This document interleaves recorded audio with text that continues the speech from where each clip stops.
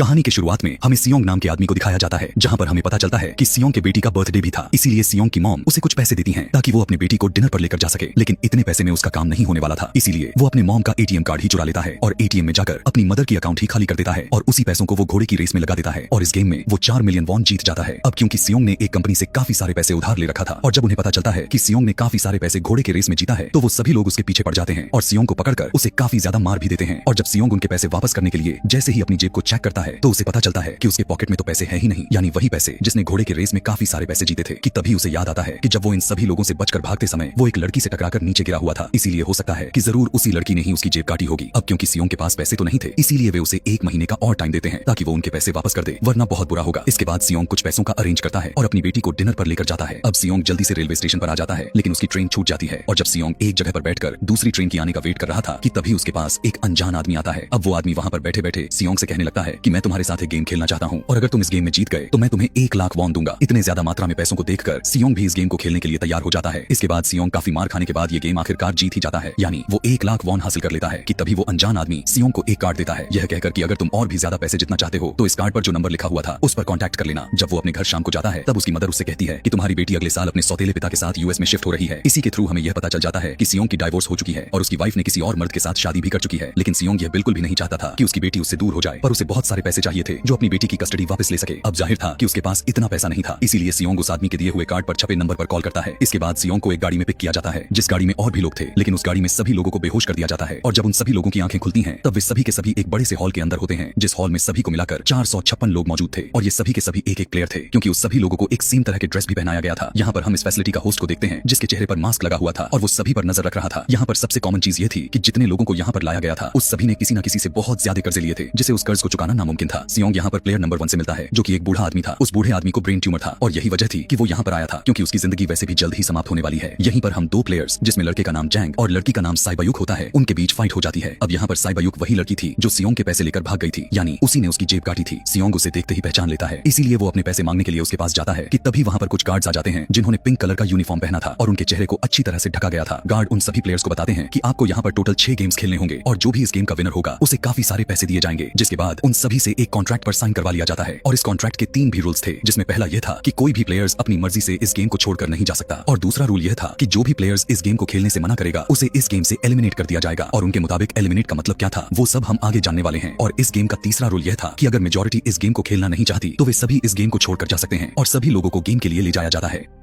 यहीं पर सियोंग अपने क्लासमेट सैंगवू से मिलता है जो कि उसे बचपन से जानता था। सियोंग उसे देखकर काफी ज्यादा हैरान हो जाता है क्योंकि वो तो किसी बिजनेस के लिए अपनी कंट्री से बाहर चला गया था। वहाँ पर पहले गेम के लिए एक बड़े से ग्राउंड में एक बड़ी सी डॉल भी थी और इस गेम का रूल काफी इजी था। रूल यह था कि जब वो डॉल गाना गाएगी तब उन सभी लोगों को आगे बढ़ना है और जैसे ही वो अपने गाने को गाना बंद कर देगी उससे पहले ही उन सभी लोगों को रुक जाना है और बिल्कुल भी नहीं हिलना है और अगर कोई हिल गया तो उसे एलिमिनेट कर दिया जाएगा। यहाँ पर इन सभी लोगों को यह सब कुछ प्रैंक की तरह लग रहा था, लेकिन जब एक लड़का हिल जाता है तब उसे गन से शूट करके मार दिया जाता है और एलिमिनेट का मतलब यही था कि उन्हें इस दुनिया से ऊपर जाने का रास्ता दिखा दिया जाएगा, यानी उन्हें जान से मार दिया जाएगा। यह देखकर सारे लोग काफी ज्यादा घबरा जाते हैं और उन्हें पता चल चुका था कि अब वे सभी के सभी फंस चुके हैं, इसीलिए कुछ लोग डर कर भागने लगते हैं। और अब क्योंकि गेम का रूल था कि जो भी हिला तो उसे एलिमिनेट कर दिया जाएगा, इसीलिए जो भी हिलता है उसे मार दिया जाता है और जितने भी सर्वाइवर बच गए होते हैं वो सभी किसी न किसी तरह से इस गेम को कंप्लीट कर लेते हैं। लेकिन जितने लोग मर गए होते हैं उनके डेड बॉडीज को वहां से ले जाया जाता है और अब 456 प्लेयर्स में से सिर्फ 255 ही रह गए थे। अब क्योंकि वे सभी के सभी प्लेयर्स इतना ज्यादा डर गए थे कि कोई भी इस गेम को खेलने से इनकार कर देता है। लेकिन जैसा कि रूल्स नंबर 3 यह था कि अगर मेजॉरिटी चाहे तो वो गेम को यहीं पर स्किप कर सकती है, इसीलिए सामने वाला आदमी वोटिंग करवाता है। लेकिन वोटिंग कराने से पहले उन्हें प्राइस मनी को दिखाया जाता है, यानी जो विनर को मिलने वाली है। लेकिन अगर कोई इस गेम को छोड़कर चला जाएगा तो ये सारे पैसे मरे हुए प्लेयर्स के फैमिली को दे दिया जाएगा और यह prize money total 45 billion won होती है। इसके बाद वोटिंग करवाई जाती है जिसमें मेजॉरिटी इस गेम को खेलना नहीं चाहती थी, तो इसीलिए गेम को यहीं पर स्टॉप कर दिया जाता है। लेकिन अगर आगे फ्यूचर में वो चाहें तो इस गेम में वो फिर से अपना हिस्सा जमा सकते हैं। इसके बाद सभी लोगों को उनके घरों पर छोड़ दिया जाता है। अगले दिन सियोंग पुलिस स्टेशन जाकर यह सारी बात बता देता है, लेकिन पुलिस वाले को सियोंग की बातों पर यकीन नहीं हो रहा था और उसे पागल समझने लगते हैं। सियोंग उसके दिए हुए कार्ड को भी दिखाता है, लेकिन हैरानी कर देने वाली बात यह थी कि उस कार्ड पर जो नंबर था वो गलत था। पुलिस स्टेशन से सियोंग जब अपने घर जाता है तब वहाँ पर उसकी मदर नहीं थी। उधर सियोंग का क्लासमेट सैंगवू अपनी मदर को छुप कर देख रहा था कि तभी वहाँ पर सियोंग भी आ जाता है। सैंगवू उदासी के साथ सियोंग को बताता है कि मैं बहुत बड़े कर्ज में फंसा हुआ हूँ जो 6 मिलियन का है। वो बताता है कि मैंने क्लाइंट्स के पैसे को लेकर स्टॉक मार्जिन में लगा दिए थे, लेकिन बदकिस्मती से वो सारे के सारे पैसे डूब गए। कि तभी सियोंग के पास हॉस्पिटल से कॉल आती है। सियोंग की मदर के पैर काफी इंजर्ड था, लेकिन इलाज न होने की वजह से उनकी चोट और भी ज्यादा बढ़ गई थी। इसीलिए डॉक्टर सियोंग को बताते हैं कि तुम्हारी मदर का इलाज तो हो सकता है, लेकिन इसके लिए हमें इनका पैर को काट देना होगा, लेकिन इस ट्रीटमेंट के लिए काफी ज्यादा पैसे चाहिए होते हैं। अब यहाँ पर जाहिर सी बात थी कि सियोंग के पास इतने सारे पैसे तो नहीं थे, यहाँ तक कि उसने तो अपनी मॉम की इंश्योरेंस के पैसे भी घोड़े के रेस में लगा दिया था। इसीलिए बहुत ही शर्मिंदगी के साथ सियोंग पैसे मांगने के लिए अपने वाइफ के पास जाता है, लेकिन उसकी वाइफ उसे पैसे देने से साफ साफ मना कर देती है। फिर उसकी वाइफ अपनी हस्बैंड को बताती है कि सियोंग आया था पैसे मांगने के लिए। बाहर जाते समय उसका हस्बैंड सियोंग को पैसे देने के लिए आता है। साथ में वो उसे यह भी कहता है कि आइंदा मेरे फैमिली से कभी भी मत मिलना, लेकिन उसे मारने लगा। तभी उसकी बेटी वहां पर आ जाती है। आगे सियोंग का एक फ्रेंड अपने मैनेजर के पास पैसे मांगने के लिए जाता है, लेकिन उसका बॉस उसे पैसे देने से साफ साफ मना कर देता है, जिसकी वजह से उन दोनों में फाइट हो जाती है। लड़ाई करते समय उसके बॉस का हाथ उसके कंपनी के मशीन में आ जाती है और इसी का फायदा उठाकर सियोंग उसके पैसे लेकर भाग जाता है। इसके बाद सियोंग अपने वाइफ से कहता है कि प्लीज फ्लाइट से तुरंत घर चली जाओ। वहीं दूसरी तरफ साइब्यूक एक एजेंट से मिलती है, क्योंकि उसने अपनी मदर को नॉर्थ एरिया से साउथ एरिया में लाना था। साइब्यूक वही लड़की थी जिसने सियोंग के पैसे चुराए थे, लेकिन यहाँ पर अपने मॉम को लेकर आने के लिए उसे काफी सारे पैसे चाहिए थे। हमें पता चलता है कि साइब्यूक का एक छोटा भाई भी था, जिसने उससे वादा किया था कि मैं मॉम को जरूर वापस लाऊंगी। इसके बाद हमें एक पुलिस ऑफिसर को दिखाया जाता है। उसे पता चला था कि उसका भाई कुछ दिनों से गायब हो चुका है, इसीलिए वो अपने भाई के घर पर आया था। लेकिन यहाँ पर भी उसे पता चलता है कि पिछले कुछ दिनों से उसका भाई भी अपने घर पर भी नहीं आया। घर को चेक करने पर उसे एक कार्ड नजर आती है और इस पुलिस ऑफिसर से ठीक ऐसा ही कार्ड पुलिस स्टेशन में सियोंग के पास भी देखा था और वो तुरंत सियोंग के पास जाकर उससे इसके बारे में पूछता है, लेकिन अब सियोंग उसे कुछ नहीं बताता। इसके बाद सियोंग को वही कार्ड दोबारा से उसके घर के दरवाजे पर लगा हुआ मिलता है। उस कार्ड को देखकर सियोंग डिसाइड कर लेता है कि अब वो दोबारा से उस गेम को खेलेगा।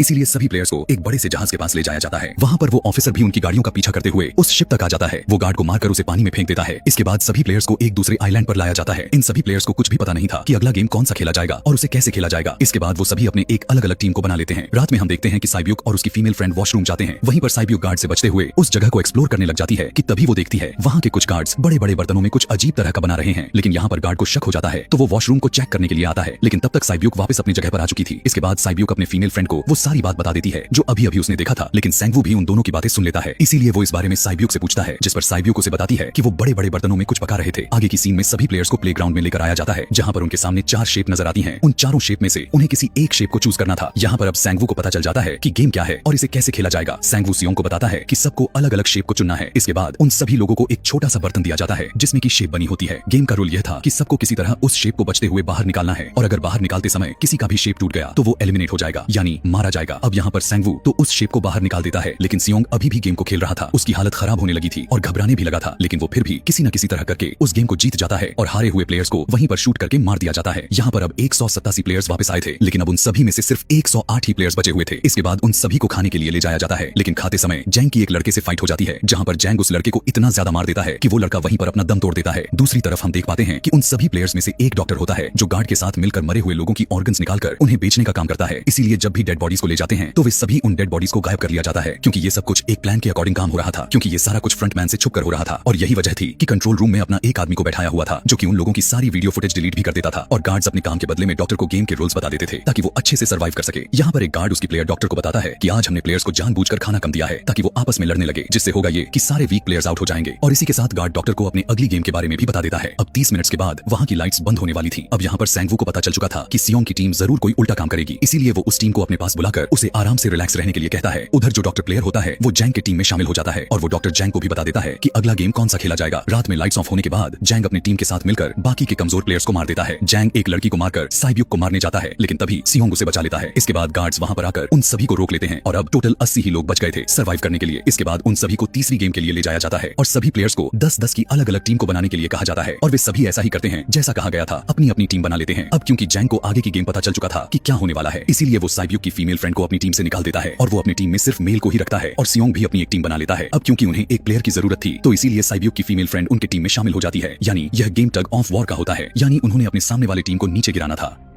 इसके बाद गेम को स्टार्ट कर दिया जाता है और जैंग की टीम बहुत ही आसानी से इस गेम को जीत जाती है। इसके बाद सैंगवू की टीम की बारी आती है। उसकी ही टीम में वो बूढ़ा आदमी कहता है कि मैं ये गेम बचपन में बहुत से टग ऑफ वॉर्स खेल चुके हैं, इसीलिए वो उन सभी को गाइड करता है कि इस गेम को कैसे जीतना है और बहुत कोशिश के बाद वो लोग इस गेम को भी जीत जाते हैं। फिर दिखाया जाता है कि ठीक आधे घंटे बाद दोबारा से लाइट्स ऑफ हो जाएंगी, जिस पर सियोंग उन सभी लोगों को कहता है कि इस बार रेडी रहना सब, और वो सब डिसाइड करते हैं कि हम एक एक करके पहरा देंगे। और अब जैंग की टीम में एक से बढ़कर एक चालाक प्लेयर्स मौजूद था, तो इसीलिए जैंग को डर भी था कि उसकी ही टीम उसे ही मार ना दे। दूसरी तरफ डॉक्टर और गार्ड्स मिलकर डेड बॉडीज की ऑर्गन्स निकाल रहे थे और उस ऑर्गन्स को डिलीवर करने के लिए 2 गार्ड को जाना था। वहां वे सभी एक डेड बॉडीज के बारे में बातें करने लगते हैं जिसकी एक ही किडनी थी और वो सभी उसे ज़ोंबी कह रहे थे। अब यहाँ पर जो गार्ड नंबर 29 था, यानी जिसे उस ऑर्गन्स को डिलीवर करना था, वो कोई और नहीं बल्कि वो ऑफिसर ही था जो गार्ड का पीछा करते वक्त गार्ड का ही भेस ले लिया था। और इस बात को सुनकर उसे शक हो जाता है कि शायद ये लोग मेरे गायब हुए भाई की बात कर रहे हैं, क्योंकि उसकी भी एक ही किडनी थी। इसके बाद वो गार्ड नंबर 28 और 29 उस ऑर्गन्स को डिलीवर करने के लिए चले जाते हैं। रास्ते में वो ऑफिसर देखता है कि टनल में तो बॉम्ब को सेट किया गया है। तब नंबर 28 उसे बताता है कि जब हम यहाँ से बाहर निकलेंगे तो इस जगह को ब्लास्ट कर दिया जाएगा। और अब यहाँ पर वो ऑफिसर नंबर 28 वाले गार्ड से और भी इंफॉर्मेशन लेने के लिए कोशिश करता जाता है। उसकी बात को सुनकर अब नंबर 28 को उस पर डाउट होने लग जाता है, इसीलिए वो उस ऑफिसर को अपना फेस दिखाने के लिए कहता है। वो ऑफिसर अपना फेस तो दिखा देता है, लेकिन साथ में वो उस पर गन भी पॉइंट कर देता है और इसी के साथ वो ऑफिसर उसे एक किडनी वाले आदमी के बारे में भी पूछता है कि वो कौन है जिसे तुम लोगों ने ज़ॉम्बी कहते थे, जिस पर वो 28 नंबर वाला आदमी कहता है कि वो तो एक लड़की थी और वो ये भी कहता है कि तुम लीडर के रूम में जाकर सारे इन्फॉर्मेशन देख सकते हो, वहां पर सबका डेटा मौजूद है। ये जानने के बाद वो ऑफिसर 28 नंबर वाले गार्ड को वहीं पर मार देता है। दूसरी तरफ वो डॉक्टर गार्ड से अगली गेम के बारे में पूछता है, लेकिन इस बार गार्ड को भी अगली गेम के बारे में कुछ भी पता नहीं था, इसीलिए डॉक्टर को बहुत ज्यादा गुस्सा आ जाता है और वो एक गार्ड को पकड़ लेता है, जिसकी वजह से इनमें फाइट हो जाती है। इसी दौरान वो डॉक्टर उस गार्ड को मारकर वहां से भाग जाता है। एक दूसरा गार्ड डॉक्टर का पीछा करता है, जो दोनों एक प्लेग्राउंड में आ जाते हैं। यहाँ पर गार्ड डॉक्टर को अपनी बातों में फंसाकर उसे मारने वाला था, लेकिन तभी लीडर यानी फ्रंटमैन उस गार्ड को मार देता है और बाद में उस डॉक्टर को भी मार देता है। साथ में इन्हें वहां पर 28 नंबर वाले गार्ड की डेड बॉडीज भी मिल जाती है, जिससे इन्हें ये तो पता चल चुका था कि यहाँ पर यानी फैसिलिटी में कोई गुस्सा हुआ है। उधर वो ऑफिसर लीडर यानी फ्रंटमैन के रूम तक चल गया था। जब वो उस रूम को चेक करते करते एक ऐसे रूम में चला जाता है जहाँ पर सभी के रिकॉर्ड्स रखे गए थे, और जब वो ऑफिसर जब सब कुछ चेक कर रहा था तभी उसे सभी विनर्स की एक लिस्ट मिलती है, जिसमें उसके भाई का भी नाम था, यानी वो भी कभी इस गेम को जीता हुआ था। उधर सभी प्लेयर्स को चौथे गेम खेलने के लिए लेकर जाया जाता है। उसी समय उन सभी लोगों को अपनी अपनी एक पार्टनर चुनने के लिए कहा जाता है और वो सभी प्लेयर्स उनकी बातों को मानकर अपना अपना पार्टनर चुन लेते हैं। साइबियो की फीमेल फ्रेंड भी अपना पार्टनर ढूंढने की कोशिश करती है, लेकिन कोई भी उसका पार्टनर बनने को तैयार ही नहीं था। अब अगले गेम को खेलने के लिए सभी प्लेयर्स को 10-10 कंचे यानी मार्बल्स दिए जाते हैं। दरअसल इस गेम का रूल यह था कि एक प्लेयर को अपने सामने वाले प्लेयर से सारे मार्बल्स को जितने थे बगैर कोई जोर जबरदस्ती के, और जो दूसरा प्लेयर्स होगा यानी जिसके पास एक भी कंचे नहीं होंगे तो उन्हें एलिमिनेट यानी मार दिया जाएगा। यहाँ पर सैंगवू और जियोंग का फ्रेंड ऑन और इवन का गेम खेलते हैं, जिसमें उन्हें गेस करना था कि सामने वाले के हाथ में कितने मार्बल्स हैं। अब यहाँ पर जियोंग का फ्रेंड सैंगवू का सारे कंचे को जीत लिया था और अब सैंगवू के पास एक ही मार्बल्स बचे हुए थे। अब क्योंकि उसे पूरी तरह से पता चल चुका था कि अब वो बचने वाला नहीं है, इसीलिए वो सियोंग की फ्रेंड को अपनी बातों में फंसाकर उसे यह यकीन दिलाता है कि हम में से किसी ने भी हार गया तो हारे हुए लोगों का मैच दोबारा से करवाया जाएगा।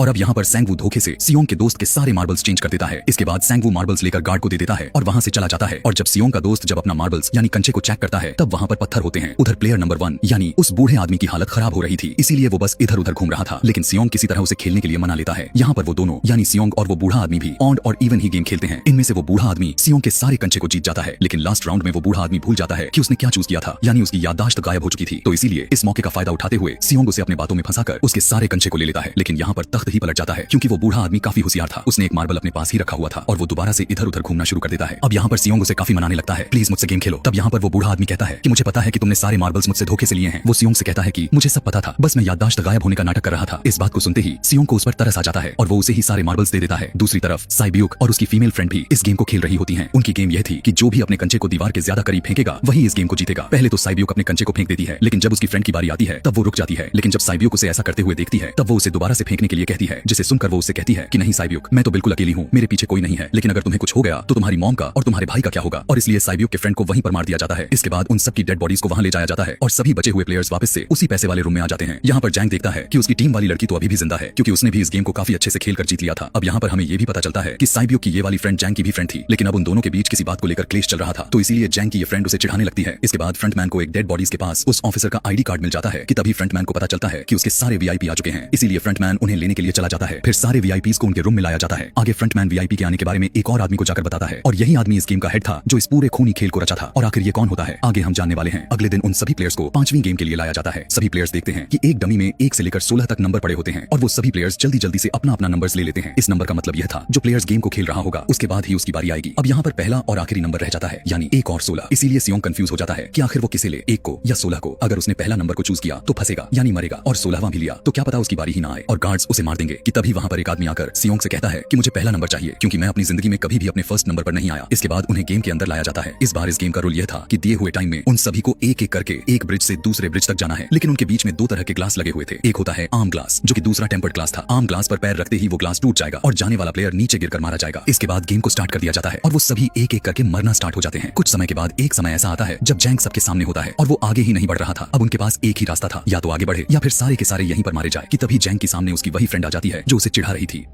और वो जैंग को कहती है कि मैंने कहा था ना कि जिस दिन तुमने मुझे धोखा दिया तो मैं तुम्हें मार दूंगी। इसके बाद वो जैंग को पकड़कर उसे लेकर सीधा नीचे कूद जाती है, जिसकी वजह से उन दोनों की वहीं पर मौत हो जाती है। अब वहां पर एक आदमी था जो एक ग्लास कंपनी में काम करता था और उसे पता था कि टेम्पर्ड ग्लास कौन सा है, लेकिन जब फ्रंटमैन को इस बात की भनक लग जाती है तो वो वहां की लाइट्स को बंद करवा देता है ताकि वो ग्लास को पहचान ही ना सके। अब लास्ट में एक ही स्टेप बचा हुआ था और उनके पास टाइम भी नहीं था, इसीलिए सैंगवू उस आदमी को धक्का देकर उसकी जान ले लेता है। जिसके बाद सैंगवू, सियोंग और साइबियुक इस ब्रिज को पार कर लेते हैं, लेकिन ग्लास टूटने की वजह से उन्हें काफी चोट लग जाती है। ज्यादा चोट साइबियुक को लगा था। उधर वो ऑफिसर एक सर्वेंट को मारकर उसकी जगह ले लिया था, लेकिन तभी एक वीआईपी को उस ऑफिसर पर शक होने लगता है और वो उसे कहता है कि अपना मास्क हटाओ। ऑफिसर मास्क हटाने के लिए तो मान जाता है, लेकिन वो कहता है कि मैं अंदर जाकर मास्क रिमूव करूंगा। इसके बाद वो ऑफिसर उस वीआईपी को लेकर अंदर चला जाता है। अंदर जाकर वो ऑफिसर उस वीआईपी को बेहोश कर देता है, लेकिन इस बारे में फ्रंटमैन को पता चल जाता है। इसीलिए फ्रंटमैन उसके पीछे जाता है और वो उस ऑफिसर को देख लेता है। और जब ऑफिसर को पता चल जाता है तो वो वहां से भागकर एक दूसरे आइलैंड पर आ जाता है। फ्रंटमैन भी उसका पीछा करते हुए वहां पर आ जाता है। यहाँ पर आते ही वो ऑफिसर अपने सीनियर को कॉल करने के लिए कोशिश करता है, लेकिन उसकी कॉल कट हो जाती है। फिर वो ऑफिसर उन्हें सारे सबूत भेजता है, लेकिन वहां पर नेटवर्क इशू था। इसके बाद फ्रंटमैन ऑफिसर को पकड़ लेता है और उसे अपने साथ चलने के लिए कहता है, लेकिन ऑफिसर उस फ्रंटमैन पर गोली चला देता है। इसके बाद फ्रंटमैन अपना मास्क उतार देता है, जिसके बाद ऑफिसर को पता चलता है कि ये कोई और नहीं बल्कि वो तो उसका भाई ही है, जो कुछ दिन पहले गायब हो चुका था और जिसे वो ढूंढते हुए यहाँ पर आया था। इसके बाद ऑफिसर का भाई यानी कि फ्रंटमैन उसे शूट कर देता है और वो जाकर सीधा नीचे समुद्र में गिरता है। दूसरी तरफ ग्लास लगने की वजह से साइबायुक काफी इंजर्ड हो चुकी थी और उसका बहुत ज्यादा ही ब्लीडिंग हो रहा था। इसके बाद तीनों सर्वाइवर्स को डिनर के लिए लाया जाता है और उनके पास एक एक चाकू भी रख दिया जाता है, मतलब आज रात उन तीनों में से कोई भी एक दूसरे को मार देगा। कि तभी सियोंग देखता है कि साइबायुक की हालत काफी खराब हो चुकी है, इसीलिए वो साइबायुक को कहता है कि परेशान मत हो, हम दोनों साथ में हैं और इस गेम में हम दोनों ने मिलकर सैंगवू को हरा देंगे। इसके बाद हम दोनों यहाँ से बाहर जाकर पैसे को आधा आधा बांट लेंगे। साइबायुक सियोंग से कहने लगती है कि मेरा एक छोटा भाई है जो मैं उसे ऑर्फनेज में छोड़कर आई हूँ और अगर हम दोनों में कोई भी इस गेम से बाहर जाएगा तो हम दोनों को एक दूसरे फैमिली का ख्याल रखना होगा। अब साइबायुक की हालत काफी खराब हो चुकी थी और उसे डॉक्टर की जरूरत थी, इसीलिए सियोंग कोई मदद लाने के लिए जाता है, लेकिन जब तक वो उसके पास आता है तब तक सैंगवू साइबायुक को खत्म कर चुका था। फिर अगले दिन उन दोनों को लास्ट गेम के लिए ले जाया जाता है। गेम का रूल इस बार काफी सिंपल था कि मरो या मारो का हिसाब किताब था और इसी गेम का नाम होता है स्क्विड गेम।